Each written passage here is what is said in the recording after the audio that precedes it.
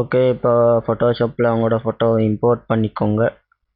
இப்போ கீபோர்டில் Ctrl+Alt+I கொடுத்து இமேஜ் சைஸ் ஆப்ஷன் எடுத்துக்கோங்க. இதில் ரெசல்யூஷன் 150 கொடுத்துக்கோங்க. பிகாஸ் நாங்கள் இதுக்கு கலர் ஹாஃப்டன் எஃபெக்ட் போடு செட்டிங் ரெசல்யூஷன் 150 இருக்கணும். செட்டிங் 150 கொடுத்து ஓகே கொடுத்துக்கோங்க. இப்போ இமேஜில் போய்ட்டு அட்ஜஸ்ட்மெண்ட்ஸ், ஷேடோஸ், ஹைலைட்ஸ் கொடுத்துக்கோங்க. ஷேடோஸ் அமௌண்ட் 15, டோன் 20, ரேடியஸ் அதே வேல்யூ.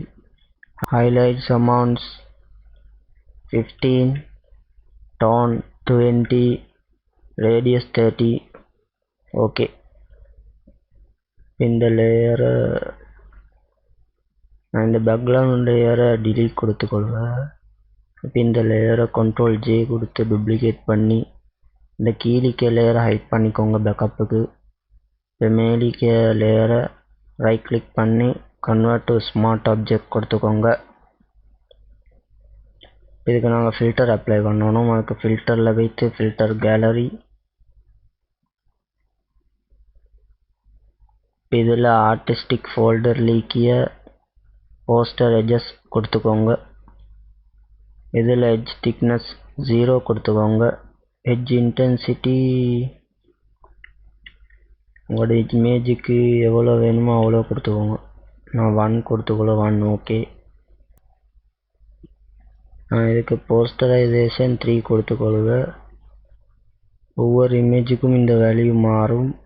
எட்ஜ் திக்னஸ் மட்டும் 0 கொடுத்து ஓகே கொடுத்துக்கோங்க. இப்போ இந்த ஃபில்டர்ட பிளெண்டிங் ஆப்ஷன்ஸை டபுள் கிளிக் பண்ணி ஒபாசிட்டி 70 கொடுத்துக்கோங்க. ஓகே, இப்போ மறுபடியும் ஃபில்டர் கேலரி, இந்த வாட்டி ஆர்டிஸ்டிக் ஃபோல்டர் லீக்கிய கட் அவுட் எஃபெக்டை கொடுத்துக்கோங்க. Number of level 6, edge simplicity 1, edge fidelity 2. இது ஒவ்வொரு இமேஜுக்கும் இந்த வேல்யூ மாறும். இப்போ ஓகே கொடுத்துக்கோங்க.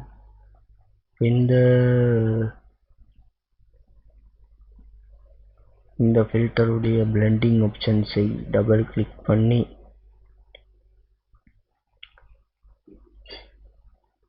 ஒபாசிட்டி 60%. ஓகே, இப்போ மறுபடியும் ஃபில்டர், இந்த வாட்டி colour halftone, pixelate, colour halftone, max radius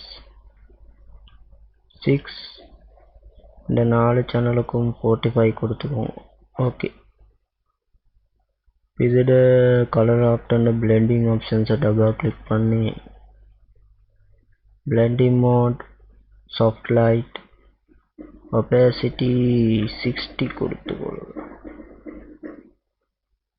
60. Okay, இந்த சர்க்கிள் ரொம்ப பெருசாக இருக்கு. இதை நான் சின்னது பண்ணிக்கொள்வேன். அதுக்கு கலர் ஆப்ஷன் மறுபடியும் டபுள் கிளிக் பண்ணி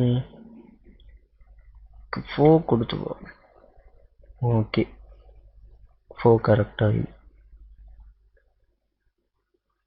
ஓகே, நாங்கள் ஃபைனலி காமிக் எஃபெக்ட் க்ரியேட் பண்ணியாச்சு. ஸோ இந்த வீடியோ உங்களுக்கு பிடிச்சிருந்துச்சுன்னா லைக் பண்ணிக்கோங்க. உங்கள் தெரியாத ஃப்ரெண்ட்ஸுக்கு ஷேர் பண்ணிக்கோங்க.